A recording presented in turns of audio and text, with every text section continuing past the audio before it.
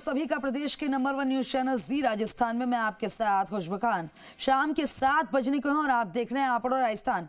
आपड़ो राजस्थान में आपको राजस्थान की हर एक खबर आपको विस्तार से दिखाई जाएगी। सबसे पहले बात करें, क्या प्रदेश में लव जिहाद के मामलों पर जल्द ही ब्रेक लगने वाला है? ये सवाल इसलिए क्योंकि आगामी मानसून सत्र में सरकार एंटी कन्वर्जन बिल को पास कराने की तैयारी में। हालांकि ये राह इतनी आसान नहीं होने वाली है क्योंकि विपक्ष कई मुद्दों पर सरकार को घेरने की तैयारी में है। ऐसे में सत्र में हंगामा तो तय है। रिपोर्ट में देखिए।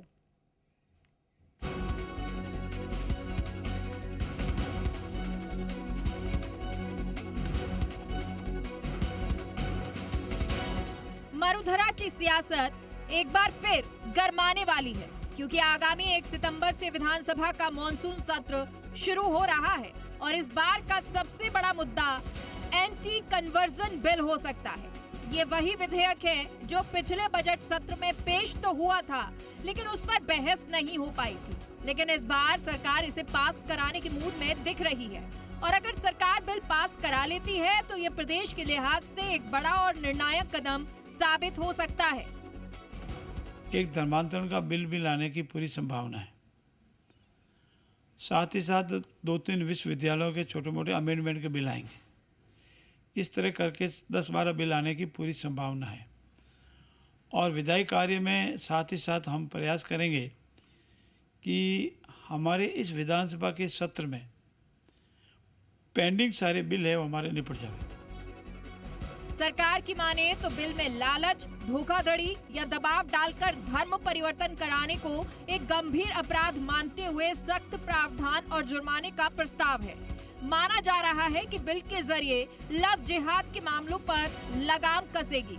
एक तरफ जहां सत्ताधारी पार्टी इसे समाज की सुरक्षा के लिए जरूरी बता रही है, वहीं विपक्ष और कुछ संगठन इसका विरोध कर रहे हैं। सिर्फ एंटी कन्वर्जन बिल ही नहीं, इस बार का सत्र कई और वजहों से भी बेहद हंगामेदार रहने वाला है। दरअसल विधानसभा में कुल 4 बिल लंबित हैं, जिनमें से 3 सेलेक्ट कमेटी के पास हैं। इनमें कोचिंग सेंटर विनियमन बिल भी शामिल है, जिस पर हाई कोर्ट ने देरी के लिए सरकार को फटकार लगाई थी। इसके अलावा भूमि राजस्व संशोधन बिल और भूजल प्राधिकरण बिल भी इस सत्र में पास हो सकते हैं। मेरे प्रतिपक्ष के सभी साथियों से अपील है, बातचीत होती रहती है, उनकी भी सहमति है कि हम विधायी कार्य में विधेयक पर सकारात्मक बहस करें, मुद्दों पर बहस करें, ताकि वो जो बनने वाला कानून है लंबे समय तक जनहित में काम आवे, उसमें कोई कमी खामी नहीं रहे।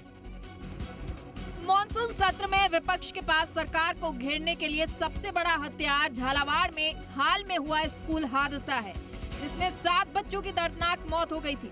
विपक्ष मामले में शिक्षा मंत्री मदन दिलावर का इस्तीफा मांग रहा है। जाहिर है मॉनसून सत्र के दौरान ये मुद्दा सबसे ज्यादा गर्मा सकता है।